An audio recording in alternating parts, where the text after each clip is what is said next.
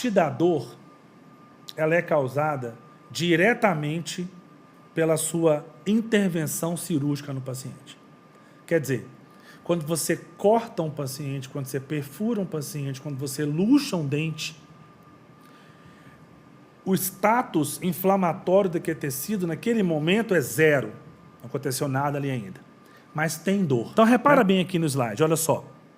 Nós temos aqui a pele, imagina que pode ser a gengiva do seu paciente. Você colocou aqui a agulha anestésica para colocar o anestésico lá dentro e você vai em sequência aqui fazer uma incisão para extração de um dente, ou uma gengivectomia, ou uma biópsia, enfim, um procedimento cruento aí que curse com lesão tecidual. O primeiro cara que vai sacar a treta que está acontecendo aí são células imunológicas residentes do tecido. Por que é importante saber dessas células? Porque são elas que vão produzir inicialmente os sinais que vão culminar na amplificação da lesão e da sensação dolorosa. Sinais estes que, ao sabê-los, você pode intervir farmacologicamente e melhorar a qualidade de vida do seu paciente. Próximo a essas células, existem aqui vasos sanguíneos, né? Todo o tecido vivo, ele é irrigado direta ou indiretamente.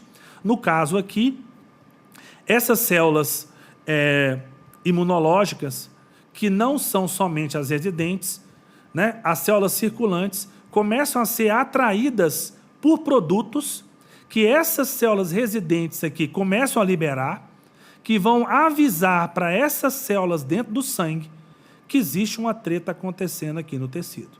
Alguma coisa não está normal e a mensagem, a palavra que a célula usa para conversar uma com a outra, nós chamamos de mediador inflamatório. Então, os mediadores inflamatórios são as palavras que as células usam para conversar umas com as outras.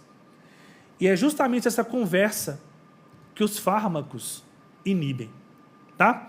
Voltando para o slide, então, aqui, o próximo passo depois desse corte é o seu corpo fazer uma reação inicial, praticamente imediata, de coagulação. Por que a coagulação é importante? E você tem que saber isso. Porque a coagulação, ela é famosa por inibir a perda excessiva de sangue pela ferida. A homeostase é atingida pelos processos coagulativos. Só que não é só isso. Evolutivamente, coagular é a maneira dos tecidos de tampar mais rapidamente buracos causados por lesões teciduais. O caranguejo mais antigo que se conhece no mar coagula a linfa dele para impedir que bactérias o colonizem. Então, o sistema de coagulação, quando o seu paciente, então, relata que tem problemas de coagulação e você fica só preocupado com hemorragia, eu estou te mostrando agora uma outra faceta da coagulação, que é o quê? Fechar lesões de maneira mais rápida possível. Por que é importante fechar? Para que bactérias não penetrem, vírus não penetrem, agentes estranhos penetrem. E essa é a primeira tentativa aguda do tecido de voltar ao que ele era antes daquela lesão que o paciente recebeu. Tá? Nesse momento aí, você pode ver no slide aqui, os elementos de coagulação já começam a migrar para o local da lesão e forma o famoso coágulo sanguíneo, que nós todos sabemos da importância de se manter dentro do alvéolo, de formar o coágulo, do paciente não bochechar, do paciente não usar água oxigenada no local da lesão. Por quê? Porque essa tampa biológica chamada coágulo veda os vasos, mas também veda o tecido que está cortado ali. E ela, por si só, já ajuda também essas células que agora, no slide aqui, ó, já estão saindo do vaso sanguíneo e migrando em direção aonde está a lesão, é onde estão as bactérias. Reparem que nos dois últimos quadros, o vaso sanguíneo está mais calibroso.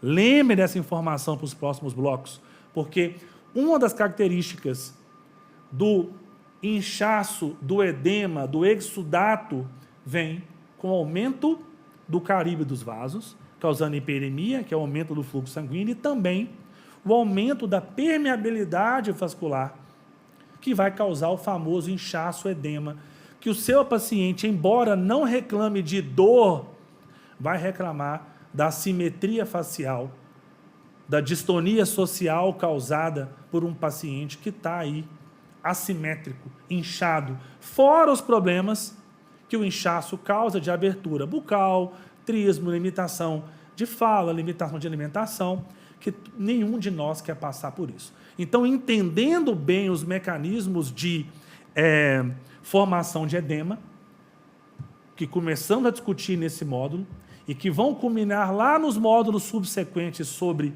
uso de anti-inflamatórios, né? Vai te ajudar a entender por que saber do edema é tão importante, para que no final de todo o processo aí, essas células, especialmente leucócitos com capacidade fagocítica, removam essas bactérias, removam essas células mortas, para que o tecido volte ao estágio mais perto possível do início desse processo. E o que eu descrevi para você aqui agora, nesse bate-papo, são centenas de anos de estudo de processo inflamatório.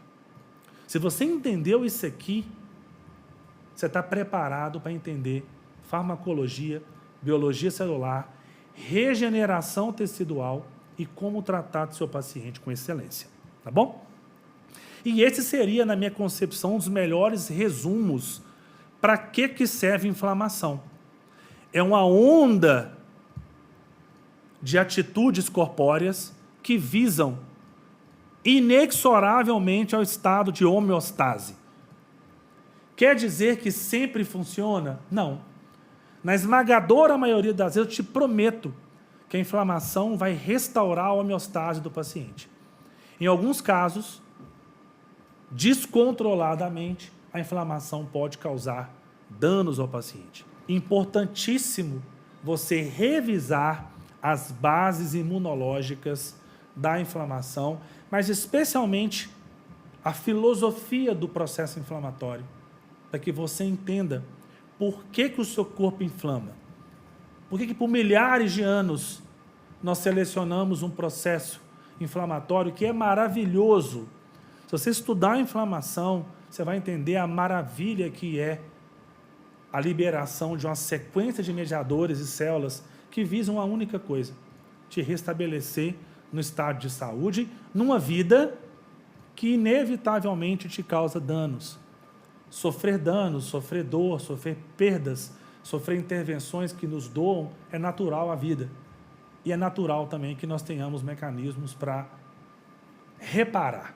A inflamação é isso.